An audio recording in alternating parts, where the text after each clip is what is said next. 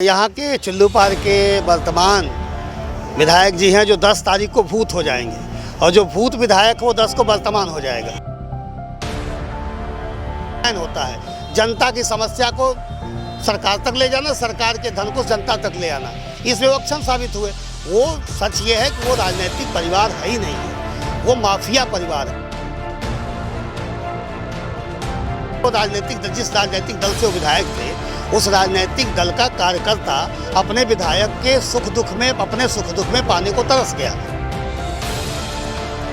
वो जब सत्ता में आते हैं तो 1200 करोड़ का घोटाला कर देते हैं बैंकों से, एक ही जमीन का 7-7 बैंकों से पैसा ले लेते हैं। आज सीबीआई का आखिर ऐसा क्या हुआ?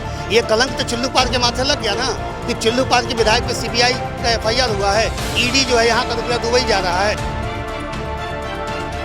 नमस्कार, आप देख रहे हैं न्यूज़ 28 इंडिया में अवनीश तिवारी। आज आ रखे हैं चिल्लूपार विधानसभा क्षेत्र में। हमारे साथ मौजूद हैं राजेश त्रिपाठी जो भाजपा के प्रत्याशी हैं। ये जानते हैं इनसे क्या लग रहा है 2022 में किसकी सरकार बन रही है बहुमत से।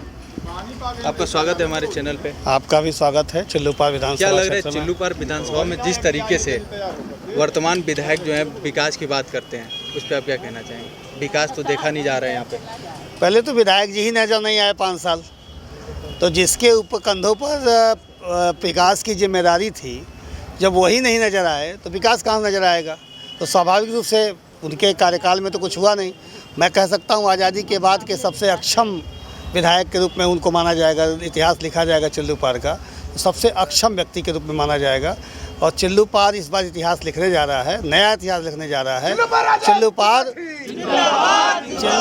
चिल्लूपार कमल खिलाने जा रहा है। जिस तरीके से आप अकेले घूमते हैं, ना कोई सिक्योरिटी आपके साथ है, और देखा जाए आपके विपक्ष में जो खड़े हैं वो एक तरीके से माफिया गुंडागर्दी करते रहते हैं, हमेशा यहाँ के लोग बोलते हैं। जाको राखे साइयाँ मार सके ना कोई। सिक्योरिटी तो इंदिरा गांधी जी को भी बहुत थी, सिक्योरिटी तो राजीव गांधी जी को भी बहुत थी, वो अलग बात रही। अब मैं जहाँ तक ये बात है कि आप सिक्योरिटी चलना और करना, तो मेरा अपना मानना है कि मैं स्मशान घाट का पुजारी हूँ, भगवान भोलेनाथ का भक्त बनने की राह पर हूँ। और जाकर रथ पर केसो ताकर कौन अनेसो, तो फिर ऊपर वाले को मरना तो है ही एक दिन। जिस दिन मेरा जन्म हुआ या किसी का भी जिस दिन जन्म होता है, मौत उसी दिन तय हो जाती है कि इसको कब मरना है, किसके हाथों मरना है, कैसे मरना है, ये तय हो जाता है। हम सनातनी लोग हैं, हम हिंदू संस्कृति को मानने वाले लोग हैं, हम आस्थावान लोग हैं, तो जीवन मृत्यु एक दूसरे का कड़े है। और कबीर ने तो कहा था कि जिस मरने से जग डरो मेरो मन आनंद, कब मरी हो कब भेटी हो पूर्ण परमानंद। तो वो तो खुशी का दिन होगा ना कि जब मैं आत्मा परमात्मा से मिलेगी, तो उसका तो इंतजार है। आओ भाई, जिसको शूट करना हो शूट करो, जिसको मारना हो मारो। ये बंदा फक्कड़ चलता चला जा रहा है। जिस तरीके से आपके आरोप लगाते मौजूदा विधायक की, आपके जब आप विधायक थे उस समय आपने विकास नहीं किया। देखिए, हमारे जो यहाँ के चिल्लूपार के वर्तमान विधायक जी हैं जो 10 तारीख को भूत हो जाएंगे और जो भूत विधायक वो 10 को वर्तमान हो जाएगा। ये उलटफेर होने जा रहा है। जो भूत है वो वर्तमान होगा, जो वर्तमान है वो भूत होगा। तो मैं उनकी बात ये कर रहा था। क्या वो कोई डर गए थे क्या? BSP से सपा में आ गए, शामिल हो गए। अभी आपने कहा बंदूकों के साए में चलते हैं, तो बंदूकों के साए में कहीं ना कहीं देखा जनता से डर गए होंगे। हाँ बिल्कुल बिल्कुल। हम कहते हैं कि हम जैसा कार्य करेंगे जनता वैसा ही सोचेगी। तो वेल, आप अगर जनता ने आपको जिताया, जिस राजनीतिक दल से वो विधायक थे, उस राजनीतिक दल का कार्यकर्ता अपने विधायक के सुख दुख में पाने को तरस गया। जो यहाँ का विधायक होता है वो उसका स्वाभिमान, कहीं का विधायक हो, तो चिल्लूपार का अगर कोई विधायक है तो उसका स्वाभिमान यहाँ की जनता है। जनता के स्वाभिमान के लिए उसका स्वाभिमान जुड़ा होता है। यहाँ के जो वर्तमान महोदय रहे, उनका ये रहा कि उनकी नाक बड़ी रही, उनको मुख्यमंत्री से मिलने में परेशानी थी। मैं भी विपक्ष का विधायक था, 2012 से 17 में विपक्ष का विधायक था। उनका कहना रहता है कि हमारी सरकार नहीं है इसलिए हम विकास मैं वही बता रहा हूँ, 2012 से 17 तो मेरी भी सरकार नहीं थी, मगर कम से कम 20 से 25 बार मैं उस समय तत्कालीन जो मुख्यमंत्री थे अखिलेश यादव जी, उनसे मैं मिला था। तो कार्य करने की जहाँ तक बात है, अगर आपको कार्य करना है तो विधायक पोस्टमैन होता है। जनता की समस्या को सरकार तक ले जाना, सरकार के धन को जनता तक ले आना, इसमें वो अक्षम साबित हुए। वो सच ये है कि वो राजनीतिक परिवार है ही नहीं है, वो माफिया परिवार है। वो अपने एम्पायर को बचाने के लिए उनको कोई गद्दी चाहिए, उस गद्दी की विरासत बचाने के लिए परेशान है। क्योंकि दुनिया के सारे कोनों से हारते हुए चले आए थे, जनता ने कहा चलो बार एक बार जिता देते हैं। तो इसलिए उनको विकास से क्या मतलब। उनको वो जब सत्ता में आते हैं तो 1200 करोड़ का घोटाला कर देते हैं बैंकों से, एक ही ज़मीन का 7-7 बैंकों से पैसा ले लेते हैं। आज सीबीआई का आखिर ऐसा क्या हुआ, ये कलंक तो चिल्लू पार के माथे लग गया ना कि चिल्लू पार के विधायक पे सीबीआई का एफआईआर हुआ है, ईडी जो है यहाँ का रुपया दुबई जा रहा है, तो ईडी जो है वो उनके पीछे पड़ी हुई है। तो स्वाभाविक रूप से वह अब जनता से के विकास से, कार्यकर्ताओं से कोई नहीं। मैं तो सपा के लोगों से कह रहा हूँ कि भैया आगा गए लोग, बसपा का लोग, अब तो वहीं बाकी बाड़ा, क्योंकि 5 साल तो कहीं नज़र नहीं आए। उनको जनता के विकास, जनता के स्वाभिमान, जनता के हितों से कोई लेना देना नहीं। वो परिवार अपने लिए जीता है और अपने साथ जीने मरने वाले लोगों के साथ भी वो लोग खड़े नहीं होते। ये कभी नहीं किए। मुझे बताया जाए कि कभी उन्होंने अपने कार्यकाल में, उनके पिताजी 25 साल यहाँ के एमएलए रहे, वो लोग यहाँ कई बार मिनिस्टर रहे, बता दीजिए कभी किसी को उन्होंने प्रमुख बनवा दिया हो? वो नहीं करते ये लोग। वो सिर्फ अपने लिए जीते हैं कि उनको डर लगता है कहीं कोई हमारे साथ का प्रमुख हो गया तो कहीं कल को विधायक की दावेदारी ना कर दे। इस नाते वो अपने लिए जीते हैं, दूसरों से कोई मतलब नहीं होता। आप अपने विधानसभा में किस जनता से किस मुद्दे पे बात करने जाके? हमारी विधानसभा में ये तो बात तय हो गई है, आप सभी चैनल्स, दुनिया के चैनल्स, सारे चैनल ये कहने लगे हैं कि योगी सरकार दोबारा, भाजपा सरकार सत्ता में आ रही है। ये तो बात तय हो गई है।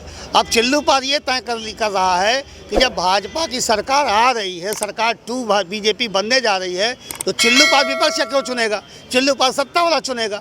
और जिस दिन चिल्लू पार सत्ता वाला चुन रहा है, उस दिन सबसे पहला जो हम लोग का कार्य होगा, वो जो गीडा है, जो योगी, अगर कोरोना नहीं आया होता तो आज वो दिखता, जो गीडा योगी जी सहजनवा का विस्तार करके धुरिया पार चिल्लू पार क्षेत्र में लेके आए हैं, उस गीडा के विस्तार को 250 एकड़ ज़मीन जो अधिग्रहण हो रही है, अब यहाँ लगभग 100-150 उद्योगों का जाल बिछना है। तो प्राथमिकता होगी कि जल्दी से जल्दी हमारे, जिसमें पहले चरण में एथेनॉल प्लांट लगना शुरू हो गया है। आपने सुना होगा कि यह सरकार इस पर विचार कर रही है कि बड़ा एयरपोर्ट हम लोग इधर ले आवें। तो हमारी प्राथमिकता होगी कि सरकार की जो विचार में है उसको कार्य रूप में हम लोग परिणित कर दें। और इसके अलावा जो कहीं ना कहीं आप पे आरोप लगाते हैं जो मौजूदा विधायक हैं कि कोविड टाइम पे आपने कोरोना अस्पताल चालू करवाया था, लेकिन वो चालू नहीं हुआ। असल में विधायक जी लाशों की खेती करते हैं, उनकी परिवार की ये संस्कृति रही है, लाशों की खेती इन लोगों ने किया है। तो वो जैसे बनाते हैं, भगवान न करे कि कोरोना का जो सामान है, जो करोड़ रुपए का आईसीयू और वेंटिलेटर हम लोग लेके आए हैं, भगवान न करे कि उसको चालू करना पड़े। अरे भाई, कोरोना हो ही ना। कोरोना का अस्पताल वह ऑलरेडी तैयार है, वहाँ पे डॉक्टर हैं, वहाँ पे प्राथमिक जांच हो रही है, लेकिन कोई भर्ती करने वाला नहीं है तो उसको चलाने का मतलब हो? उसको क्या मोटर गाड़ी है कि स्टार्ट कर दिया जाए? भाई पेशेंट के लिए तैयार है, अस्पताल तैयार है, तो उसमें कैसे नहीं तैयार है? लेकिन पेशेंट कोरोना का हमारे बेल्ट में तीसरी लहर अभी नहीं, उसको हम लोगों ने तैयार किया। मौजूदा विधायक जो है उनका अस्पताल खोलना अधिकार है, लेकिन मौजूदा विधायक जी के पास एक कला बहुत शानदार है, चिट्ठी वाले विधायक जी हैं। वो चिट्ठी बहुत लिखते हैं। जब सरकार कोई काम कर देती है, हमारे जिलाध्यक्ष जी ने यह बात कही थी, युवा मोर्चा के जिलाध्यक्ष ने, कि वो चिट्ठियाँ बहुत लिखते हैं।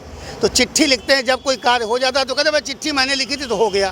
फिर लोग कहते हैं कि ये सड़क क्यों नहीं बनी, कहीं ये सरकार मेरी सुनती नहीं। हमने कहा अजीब आदमी हो यार, अगर सरकार सुनती नहीं तो वो कैसे हुआ जो आपकी चिट्ठी पे हो गया? और अगर सरकार सुन रही है तो फिर सड़क वाला काम क्यों नहीं हुआ? तो वो कन्फ्यूज हैं कि मुझे क्या बोलना चाहिए, क्या करना चाहिए, खुद नहीं पता। 2022 में उनको आप हरा सकते हैं? मुझे नहीं हराना है। चिल्लू पार की जनता मूड बना के बैठी हुई है कि उन्हें चिल्लू पार में दोबारा सेवा का मौका नहीं देना है। मैं कौन होता हूँ हराने? मैं साधारण सा ही व्यक्ति हूँ, भारतीय जनता पार्टी एक छोटा सा कार्यकर्ता हूँ। भारतीय जनता पार्टी का शीर्ष नेतृत्व, जिला नेतृत्व और प्रदेश नेतृत्व ने मेरे जैसे एक सामान्य कार्यकर्ता पे पुनः भरोसा किया है। तो जनता इस बार मूड बना के बैठी है कि मुझे ऐसा अक्षम और नकारा अकड़बड़ विधायक नहीं चाहिए, मुझे वो विधायक चाहिए। देखा जाए उनके पिताजी गुंडागर्दी करके चुनाव जीत जाते थे, क्या लग रहा है उनके पुत्र भी ऐसे करेंगे? गया जमाना, वो और दिनों की बात हुआ करती थी। ये योगी सरकार है, ये बुलडोजर वाली सरकार है। जितने भी माफिया, गुंडे, मनवड़ या जितने भी दूसरे की ज़मीनों पर कब्जा करने वाले लोग हैं, दूसरे की बहू बेटी पे गंदी नज़र डालने वाले लोग हैं, जो शोषित, पीड़ित और वंचित समाज के उनको शोषित करने वाले लोग हैं, उनके लिए सरकार बुलडोजर वाली सरकार है। ऐसा कुछ नहीं होने जा रहा। और आने वाला जो वक्त, जो समाज है, दुनिया का कोई ऐसा बाप नहीं है जो अपने बेटे को अपराधी या गुंडा बनाना चाहे। हर माँ बाप चाहता है मेरा बेटा डॉक्टर बने, इंजीनियर बने, विधायक बने, सांसद बने, प्रमुख बने। मंत्री बने, वो ये चाहता है। चिल्लू पार अपना रोल मॉडल किसी अपराधी प्रवृत्ति के लोगों को नहीं बनाने जा रहा है, ये तय हो चुका है। चिल्लू पार करपाती जी महाराज की धरती है, चिल्लू पार राजा हरिप्रसाद मल्ल की धरती है, फिराक गोरखपुरी की धरती है, पंडित रामबली मिश्रा की धरती है। ये धरती वीरों साहित्यकारों की धरती है।